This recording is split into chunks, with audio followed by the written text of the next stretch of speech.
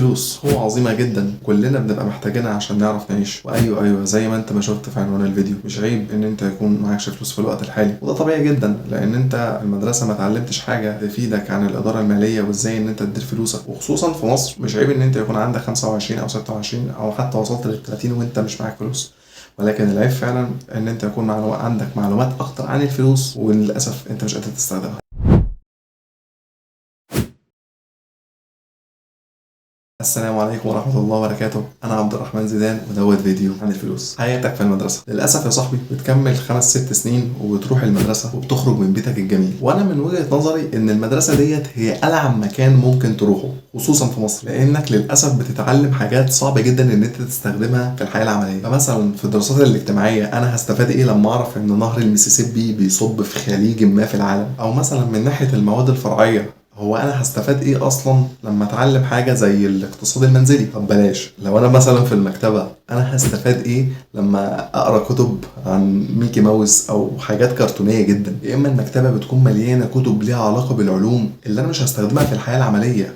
ويا مؤمن مفيش كتاب يوحد ربنا بيتكلم فيه عن الاداره الماليه وازاي ان انا استخدم الفلوس ديت او اي حاجه تقدر تخليني استقر ماديا حتى، وده طبعا نتاجه بيبقى واضح عليك لما بيكون عندك 18 او 19 او 20 سنه. وللاسف بيبقى من الصعب عليك جدا ان انت تتعلم حاجه عن الفلوس لان هي حاجه مش في طباعك، لانك بطبيعه الحال في السن دوت انت بتروح تشتغل وبتصرف الفلوس ديت لان انت ما عندكش الاداره الماليه الصح. يا اما لو انت سنك اصغر من كده بتبقى اغلب الوقت مشغول في السوشيال ميديا، سواء انت هتشتغل او لا، وانت اصلا مش عارف ازاي هتستخدم فلوسك، او لو انت بتشتغل تستخدم فلوسك فاغلبها بتروح في سبيل متعتك، وده شيء مش وحش، ولكن الاستهلاك العالي لفلوسك في شيء يرضي متعتك اعتقد دوت مش افضل حاجه. وهنا تيجي قوه المعرفه الماليه. بس قبل ما اقول لك عن المعرفه الماليه خليني اقول لك على تاني عامل ممكن يكون سبب في ان انت مفلس في الوقت الحالي: باد ايكونومي او الاقتصاد السيء. لو انت بصيت على اغلب كتب الثراء هتلاقيها دايما بتوجهك ناحيه الاستثمار، وفعلا الاستثمار هو شيء مهم، ولكن لما تربط الحاجه ديت بالواقع هتفهم ان الكتب ديت هي مش بتكلمك انت بالاخص. للاسف الكتب ديت موجهه اكتر ناحيه الطبقه الوسطى الامريكيه، مش موجهه ليك خالص، لان في اخر 10 سنين ظهرت احصائيه بتقول ان البورصه المصريه هي من اسوأ 10 بورص انت ممكن تستثمر جواهم. ده غير ان للاسف اقتصاد البلد واقع. فانت النهارده من الصعب جدا ان انت تستثمر في شركات مصريه موجوده في البورصه المصريه. وهنا الفكره ان انت لو اتجهت لكتب الثراء هو انت لازم تفهم هو الكتاب دوت اصلا موجه لمين، هل هو موجه ليك ام موجه لطبقه تانية. حتى النهارده لو انت هتاخد مني معلومه مثلا، المعلومه ديت ممكن تمشي معايا وما تمشيش معاك. ليه؟ لان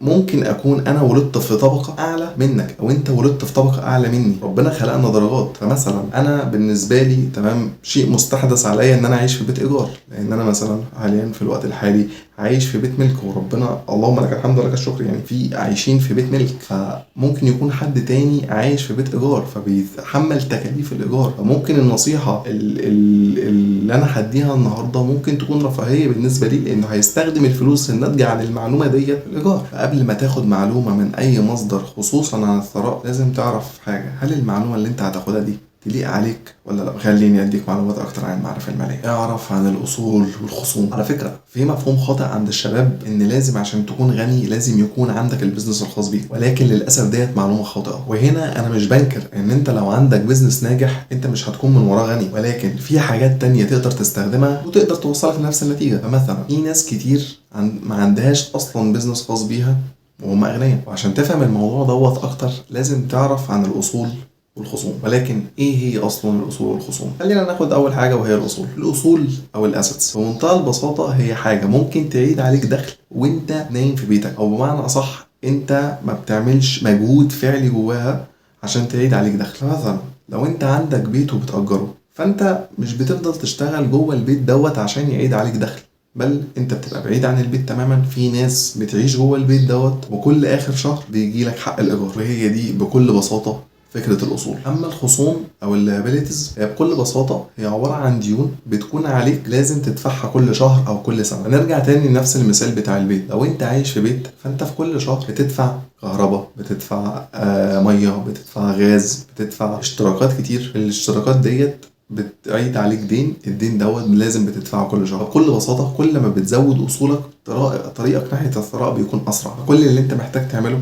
ان انت تزود اصولك. خليني اقول لك ازاي الاغنياء بيجيبوا فلوسهم، بحيث ان انت لو قلدتهم ان شاء الله في يوم من الايام تكون غني. How rich people get the income. ازاي الاغنياء بيجيبوا فلوسهم؟ لما تبص حواليك هتلاقي في ناس كتيره جدا اغنياء وفي صفات بينهم مشتركه. مستحيل الناس دي كلها يكون معاها فلوس بالحظ، اكيد دي شيء من كرم ربنا، بل هو 100% من كرم ربنا، ولكن في اجتهادات هم عملوها. لكن كل الاغنياء مشتركه في حاجه واحده بس، وهي الباسيف انكم او الدخل السلبي. وببساطه الدخل السلبي برضو نفس فكرته، ان انت بيعيد عليك دخل وانت مش موجود.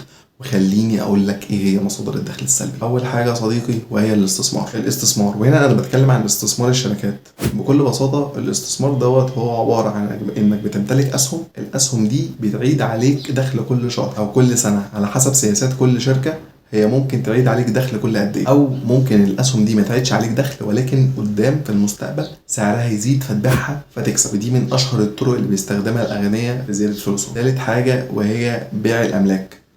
فمثلا بعض الاغنياء بيكون عندهم ارض، بيشتروا ارض كبيره جدا وبعد كده بيجزأوها، وفي كل وقت او كل ربع سنه او كل شهر او كل سنه بيبيعوا جزء من الارض ديت وبيعيد عليهم دخل زياده. رابع حاجه السندات البنكيه، وهو بكل بساطه ان الاغنياء بياخدوا فلوسهم بيحطوها في البنوك، زي حاجه بالنسبه لنا مشابهه اسمها الوديعه. والوديعه البنكيه ديت بتعيد عليهم دخل. الدخل دوت ناتج عن ادخار الفلوس ديت جوه البنك، وده عشان خاطر البنك بيشغل الفلوس اللي موجوده جواه، والناس بتاخد حصه من الفلوس اللي استثمرتها جوه البنك، او بمعنى اصح اللي ادخرتها جوه البنك والبنك هو استخدمها للشغل. سادس حاجه يا صاحبي وهو الربح من الاعمال الابتكاريه. تعال اديك مثال عشان تفهم الاعمال الابتكاريه اكتر. بكل بساطه انت بتكتب كتاب والكتاب دوت بتبيعه. الجهد اللي انت بذلته عشان خاطر تعمل الكتاب دوت كان كبير، ولكن في كل مرة بيتباع الكتاب دوت بيتعاد عليك منه ربح. دي طريقة ممكن تعمل منها دخل، سواء انك تكتب كتاب او تعمل كورس مثلا، او انك تعمل فيديو على اليوتيوب، او انك تعمل تطبيق يستفيد منه الناس، سواء هو تطبيق على الموبايل او تطبيق على البراوزر او حاجة زي جوجل كروم مثلا. التطبيق دوت اي حد يقدر يستخدمه من على الكمبيوتر. سابع حاجه وهي الاستثمار في المعادن. معادن مثلا زي الذهب او الفضه، ودي حاجه مشهوره بين الاغنياء، والله حتى وغير الاغنياء، وهو شراء الذهب للحفاظ على قيمه الفلوس. لان الفلوس بطبيعه الحال قيمتها مع الزمن بتقل، فالذهب او المعادن بشكل عام تقدر تحافظ على قيمه فلوسك. وبس كده، دي كانت مصادر الدخل اللي بيستخدمها الاغنياء. ولكن خليني اقول لك على حاجه، احنا كائنات مصممه للخلود. ربنا خلقنا بشكل ما ان احنا هنعيش العمر كله، وعشان كده اغلبنا بيهتم بالفلوس، لان هي الوسيله اللي بتخلينا نعيش حياه كويسه. بس يا صاحبي خلي بالك ان انت مش هتعيش عمرك كله في الدنيا، مسيرك في وقت من الاوقات هتفرقها. بدل ما تحط كل اهتمامك في عمله هتعيشك في الدنيا، اهتم بالعمله اللي هتعرف تعيش بيها في الحياه الاخره. بس كده، انفعكم الله بما تعلمتم وعلمكم الله بما انفعكم. انا عبد الرحمن زيدان، ودي قناه فوكس لاب.